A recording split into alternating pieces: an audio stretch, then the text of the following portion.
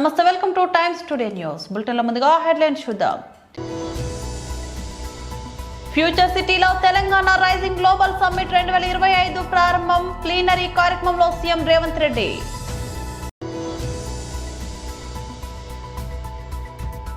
తెలంగాణ భవన్లో మీడియాతో మాట్లాడిన మాజీ మంత్రి హరీష్ రావు.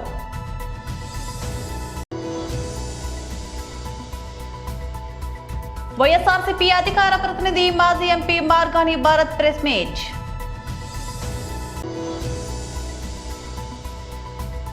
ఇండిగో సంక్షోభానికి ఆ సంస్థలోని అంతర్గత సమస్యలే కారణం. రామ్మోహన్ నాయుడు. ఫ్యూచర్ సిటీలో తెలంగాణ రైజింగ్ గ్లోబల్ సమ్మిట్ 2025 ప్రారంభం. ప్లీనరీ కార్యక్రమంలో సీఎం రేవంత్ రెడ్డి పాల్గొన్నారు. Good afternoon, friends. Long years ago, at midnight on August 15, 1947, when India achieved independence, our founding fathers made a tryst with destiny. When such a great time came to meet promises and build a great country, our leaders decided to constitute an assembly to discuss, to deliberate, to debate the future of India. They drafted a new constitution and decided India would become a sovereign, democratic republic, socialist and secular in nature. Today, when we want to lay a roadmap for our future, we take inspiration from Mahatma Gandhi and Dr. B.R. Ambedkar. We are inspired by constitution makers. Our people fought for decades for a separate state of Telangana. In 2014, under the leadership of Srimati Sonia Gandhi and Prime Minister of Dr. Manmohan Singh, we achieved our dreams. Telangana became India's youngest state. After 10 years, we are now trying to become India's most developed state and one of the best in the world. Following the Indian model of constitution making, we decided to deliberate upon our future. We asked experts to tell us what we can achieve by 2047, when India will celebrate its 100 years of independence. This is how the dream of Telangana Rising 2047 was born. In our Telangana culture, when we wanted to do something great, it is important to take blessings from our gods. Then we ask support of our people who told us their expectations, their dreams. Then we took help from our officers. Then we asked help from experts in central government, then Indian School of Business, and finally Niti Aayog. My thanks to all of them for helping create this vision document. Telangana భవన్లో మీడియాతో మాట్లాడిన మాజీ మంత్రి హరీష్ రావు. ఒక మాటలో చెప్పాలంటే రెండేళ్ల మొండి చెయ్యి ఈ పాలనకు ఒక మాటలో ఏదైనా చెప్పాలంటే మొండి చెయ్యి ఇచ్చింది రాష్ట్ర ప్రజలకు. కాంగ్రెస్ పార్టీ మొండి చెయ్యిని అందించింది, మొండి చెయ్యిని చూపించింది. తెలంగాణ ప్రజలు అనుభవిస్తున్నటువంటి కడగండ్లకు రెండేళ్ళు అయినాయి. ఈ రెండేళ్ల పాలనలో అన్ని వర్గాల ప్రజల్ని మోసం చేసింది, రాష్ట్రాన్ని అధోగతి పాలు చేసింది. రెండేళ్ల పాలనలో రేవంత్ రెడ్డి వారి మంత్రుల మాటలు కోటలు దాటినాయి తప్ప చేతలు గడప దాటలేదు. ప్రభుత్వ విజన్ ఏంటో, విధానం ఏంటో, ఈ ప్రభుత్వానికి అభివృద్ధి పట్ల, సంక్షేమం పట్ల ఉన్న శ్రద్ధ ఏమిటో అసలు ఇప్పటిదాకా ఎవరికి అర్థమైన పరిస్థితి లేదు. అంతా గందరగోళం, అంతా అయోమయం, ఆగమాగం, సగం సగం. సరే, ఒక ప్రభుత్వం ఎన్నికయ్యేది 5 ఏళ్ల కోసం. మొదటి 2 ఏళ్లే చాలా కీలకమైనటువంటిది. అన్నం ఉడికిందా లేదా చూడడానికి ఒక మెతుకు ముట్టుకుంటే చాలన్నట్టు మొదటి 2 సంవత్సరాల పాలన ఈ ప్రభుత్వం ఎటువైపు ప్రయాణిస్తుందో అర్థం చేసుకోవడానికి ఒక గీట్రాయిగా పనికొస్తుంది.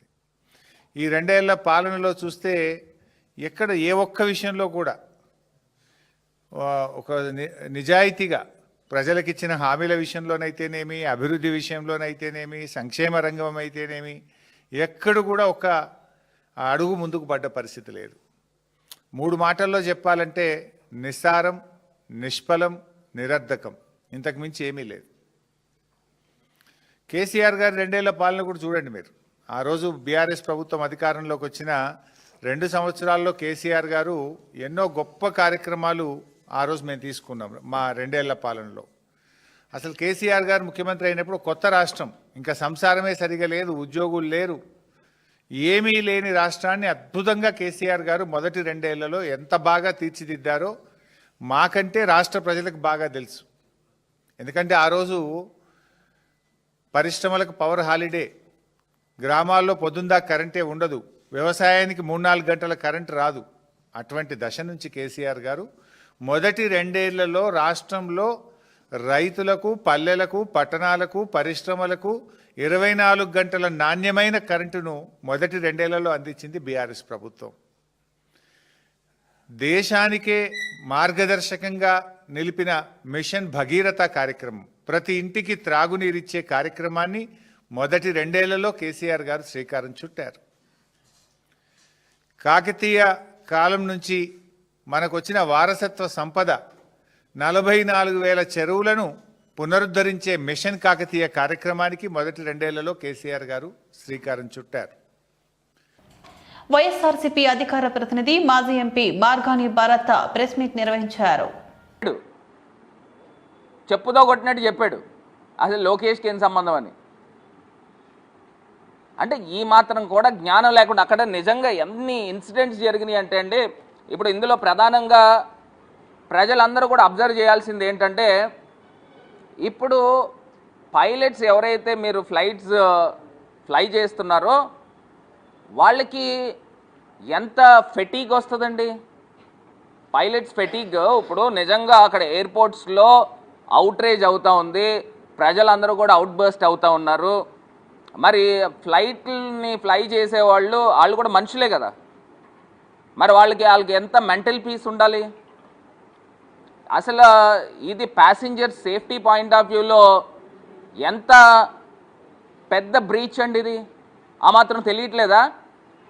ఇప్పుడు నిజంగా ప్రజలందరూ కూడా కొన్ని లక్షల మంది ప్రజలు కొన్ని వేల ఫ్లైట్స్లో ప్రయాణం చేస్తూ ఉంటే అక్కడ తీసుకొచ్చి గత వారం రోజుల నుంచి కూడా ప్రతి ఎయిర్పోర్ట్లోనూ ధర్నాలు చేస్తూ ఉన్నారు, గొడవలు చేస్తూ ఉన్నారు. మరి అలాంటి పరిస్థితుల్లో ప్యాసింజర్స్ సేఫ్టీని గాలికి వదిలేశారు. ఇప్పుడు ఫ్లై చేసేవాళ్ళు ఎవరు? మనుషులు. వాళ్ళు టేక్ ఆఫ్ కానీ ల్యాండింగ్ కానీ స్మూత్గా జరగాలి, ఒక మెంటల్ పీస్తో జరగాల. మరి వీళ్ళు తీసుకున్న తుగ్లక్ నిర్ణయాలు అంటే పీరియాడిక్ రివ్యూలు చేయకపోవడం వలన ఈ యొక్క డ్యామేజ్ వచ్చింది. మరి వాళ్ళకి ఎంత పైలట్స్కి ఫెటీగ్ ఎంత వస్తుందండి, వాళ్ళకి మెంటల్ టెన్షన్ ఎంత ఉంటుంది, ఆ మాత్రం తెలియట్లేదా? ఒకవేళ జరగకూడని ప్రమాదం ఏదైనా జరిగితే ఎవరు సమాధానం చెప్తారు? ఈ రీల్స్ మంత్రి సమాధానం చెప్తాడా? ఎవరు చెప్తారండి?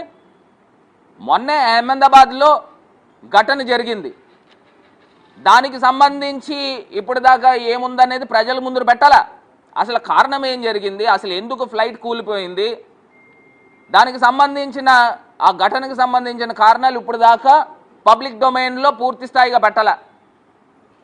అది మరొక ముందే ఇవాళ తీసుకొచ్చి ఫ్లైట్ రెగ్యులేషన్స్ తీసుకుని వచ్చారు, బాగానే ఉంది. పీరియాడిక్ రివ్యూ ఏది నాయనా? ఇక్కడే కాదు మీకు తెలిసిపోతుంది మీ సామర్థ్యత ఏంటనేది. దేశవ్యాప్తంగా లక్షలాది మంది ప్రయాణికులను తీవ్ర ఇబ్బందులకు గురి చేసిన ఇండిగో సంక్షోభంపై కేంద్ర పౌర విమానయాన శాఖ మంత్రి రామ్మోహన్ నాయుడు స్పందించారు. ఇది పూర్తిగా ఇండిగో సంస్థ అంతర్గత సమస్యల వల్లే తలెత్తిందని, ప్రభుత్వ నిబంధనల వల్ల కాదని ఆయన స్పష్టం చేశారు. పార్లమెంట్ శీతాకాల సమావేశాల సందర్భంగా రాజ్యసభలో ఎంపీ ప్రమోద్ తివారీ అడిగిన ప్రశ్నకు మంత్రి సమాధానమిచ్చారు. ఇండిగో సంక్షోభాన్ని ప్రభుత్వం తేలిగ్గా పూర్తిగా తీసుకోవడం లేదు. ఎప్పటికప్పుడు పరిస్థితిని సమీక్షిస్తున్నాం. ఈ సమస్యకు ప్రధాన కారణం ఇండిగో సిబ్బంది రోస్టరింగ్ అంతర్గత ప్రణాళిక వ్యవస్థలో ఉన్న లోపాలే. కొత్తగా తెచ్చిన విమాన సిబ్బంది పనివేళల పరిమితి నిబంధనలతో ఎలాంటి సంబంధం లేదు అని రామ్మోహన్ నాయుడు వివరించారు. అందరితో చర్చించిన తర్వాతే ఈ నిబంధనలు రూపొందించామని, డిసెంబర్ 3 వరకు సర్వీసులు సజావుగానే నడిచాయని గుర్తు చేశారు. ఈ సంక్షోభం కారణంగా ప్రయాణికులు ఎదుర్కొన్న తీవ్ర అసౌకర్యానికి చింతిస్తున్నామని మంత్రి తెలిపారు. ఇదే సమయంలో విమాన టికెట్ ధరలు అడ్డుగోలుగా పెంచకుండా ప్రభుత్వం పరిమితులు విధించిందని, ధరలను నిరంతరం పర్యవేక్షిస్తున్నామని సభకు హామీ ఇచ్చారు. అయితే మంత్రి రామ్మోహన్ నాయుడు ఇచ్చిన సమాధానంతో విపక్ష ఎంపీలు అసంతృప్తి వ్యక్తం చేశారు. ప్రభుత్వ వైఫల్యం కూడా ఉందని ఆరోపిస్తూ సభ నుంచి వాకౌట్ చేశారు. ఈ గందరగోళం మధ్య సభను మధ్యాహ్నం 2 గంటల వరకు వాయిదా వేశారు. ప్రస్తుతం సమావేశాలు కొనసాగుతున్నాయి. ఉస్మానియా యూనివర్సిటీ అధ్యాపకులు తమకు కాంట్రిబ్యూటరీ పెన్షన్ స్కీమ్ అమలు చేయాలని డిమాండ్ చేశారు. తమ సమస్యలను తక్షణమే పరిష్కరించాలని డిమాండ్ చేస్తూ ఓయూ ఆర్ట్స్ కళాశాల నుంచి పరిపాలనా భవనం వరకు భారీ ర్యాలీగా నిర్వహించారు. అనంతరం పరిపాలనా భవనం ఎదుట ధర్నా చేశారు. ఈ సందర్భంగా అధ్యాపకులు మాట్లాడుతూ ఓయూలో తక్షణమే సిపిఎస్ ను అమలు చేయాలని డిమాండ్ చేశారు. పెన్షన్ స్కీమ్ ను సాధించేందుకు గతంలో పలు రూపాలలో ఉద్యమాలు చేస్తామని గుర్తు చేశారు. దీనిపై వర్సిటీ అధికారులు వెంటనే స్పందించాలని కోరారు. అన్ని యూనివర్సిటీలు, ప్రభుత్వ సంస్థల్లో సిపిఎస్ అమలవుతుందని గుర్తు చేశారు. కానీ ఓయూలో మాత్రం ఎల్ఐసి లింకుగా పెన్షన్ విధానం అమలవుతుందని చెప్పారు. దీనిని వ్యతిరేకిస్తూ సిపిఎస్ అమలు చేయాలని అనేక సార్లు విన్నపాలు చేసిన వర్సిటీ అధికారులు ఇప్పటి వరకు స్పందించకపోవడం శోచనీయమన్నారు. 2 రోజుల్లో ఓయూలో పర్యటించనున్న సీఎం రేవంత్ రెడ్డి తమ సమస్యపై స్పందించి పరిష్కరించాలని కోరారు. ప్రింట్ అండ్ మీడియా మిత్రులందరికీ ధన్యవాదాలు. మా సిపిఎస్ గురించి గత కొన్ని సంవత్సరాలుగా మీరు మాకు సపోర్ట్ చేస్తున్నారు. మీ అందరికీ తెలిసిన విషయమే, గత 25 సంవత్సరాలుగా ఈ సిపిఎస్ ఓపీఎస్ సమస్య అనేది ఇక్కడ ఉస్మాన్ యూనివర్సిటీలో ఉంది. ఈ దేశంలో ఎక్కడ లేనంతగా అంటే మొట్టమొదటిగా అసలు సిపిఎస్ అనే దాన్ని ఇంట్రొడ్యూస్ చేసింది ఉస్మాన్ యూనివర్సిటీలో. దేశంలో ఎక్కడ ఇంట్రొడ్యూస్ చేయకముందుగా మా ఉస్మాన్ యూనివర్సిటీ చేసేది.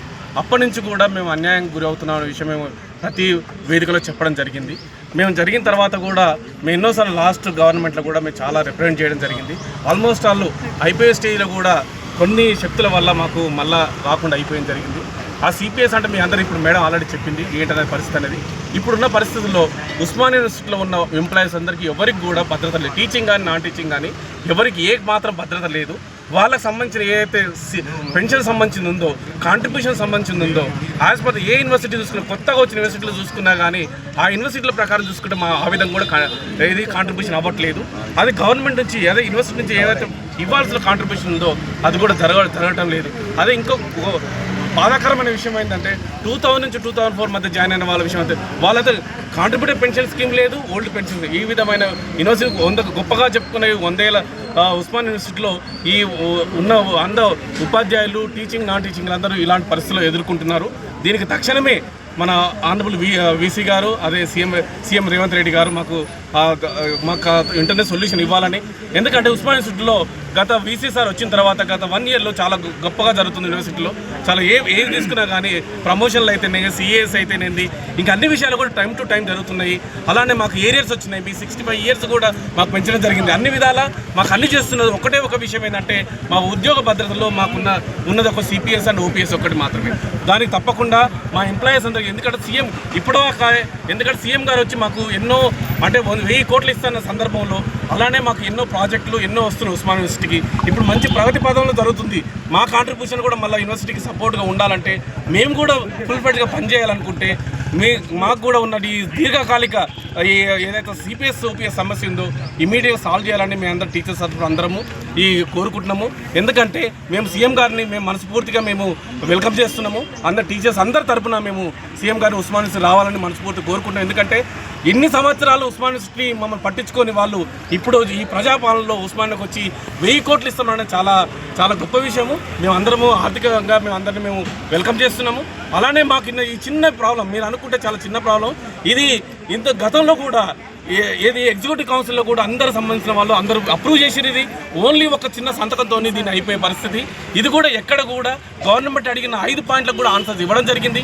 ఎవరి మీద ఫైనాన్షియల్ బర్డన్ లేదు ఇది. అందుకోసం ఇది మేము కాంట్రిబ్యూట్ చేసుకుంటున్నాము. దాని సంగతి అది మా యొక్క హక్కు అది.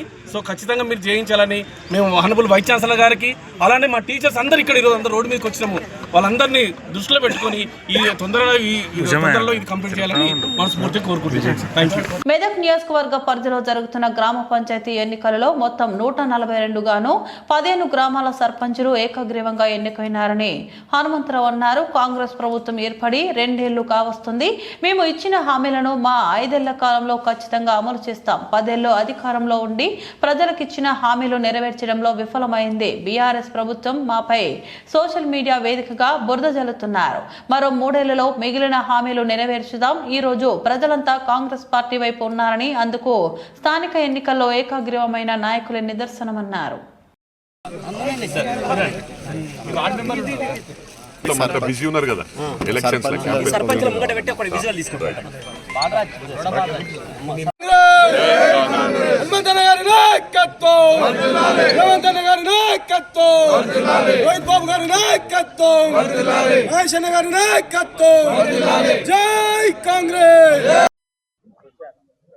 పత్రికా సోదరులకు, ఎలక్ట్రానిక్ మీడియా సోదరులకు, అదేవిధంగా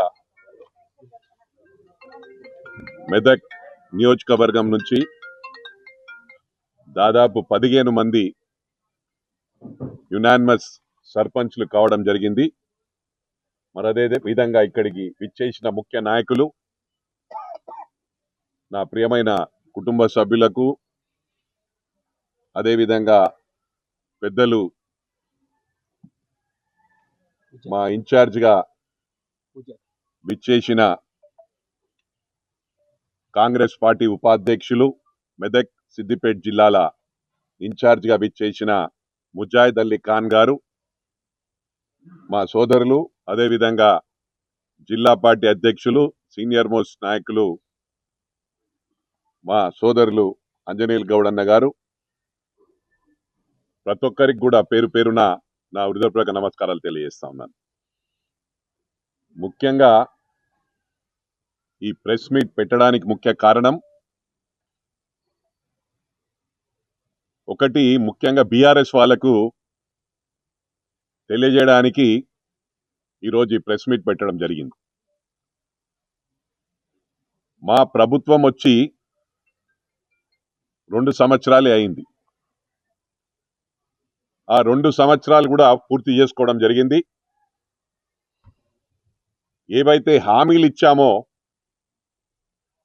1 by 1 అన్నీ కూడా పూర్తి చేస్తామని చెప్పి కూడా ఈ సందర్భంగా తెలియజేస్తా ఉన్నాం.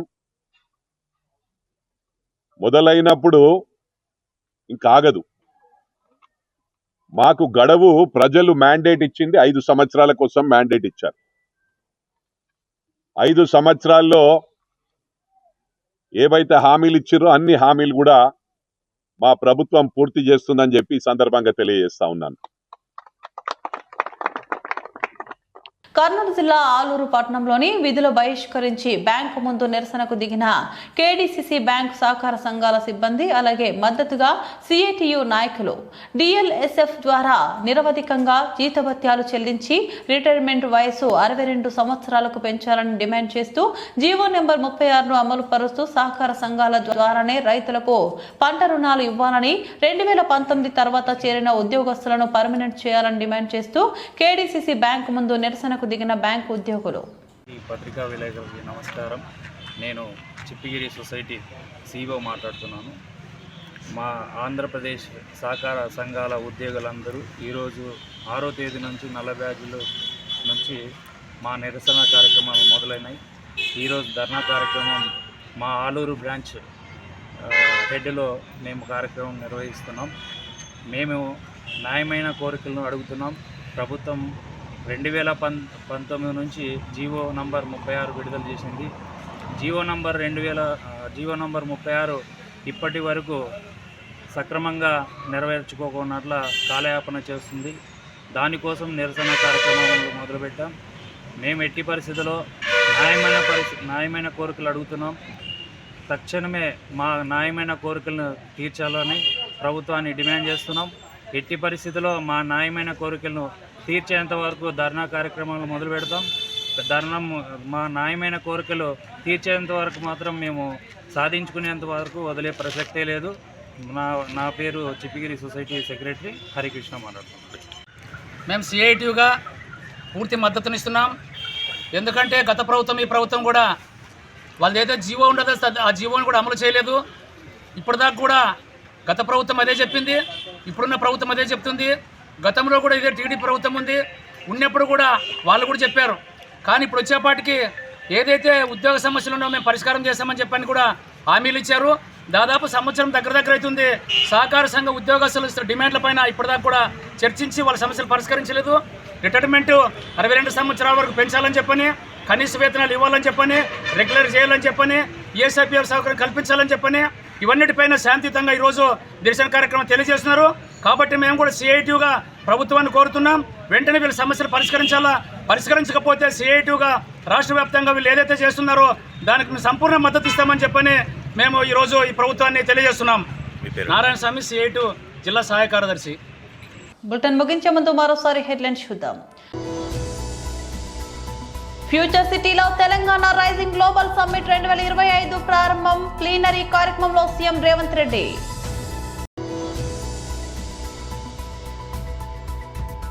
తెలంగాణ భవన్లో మీడియాతో మాట్లాడిన మాజీ మంత్రి హరీష్ రావు.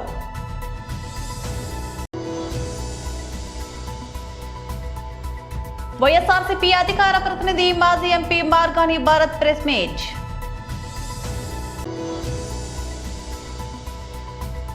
ఇండిగో సంక్షోభానికి ఆ సంస్థలోని అంతర్గత సమస్యలే కారణం. రామ్మోహన్ నాయుడు. ఇవి బులెటిన్ అప్డేట్స్. మరో బులెటిన్లో మళ్ళీ కలుద్దాం. అంతవరకు సెలవు. నమస్తే.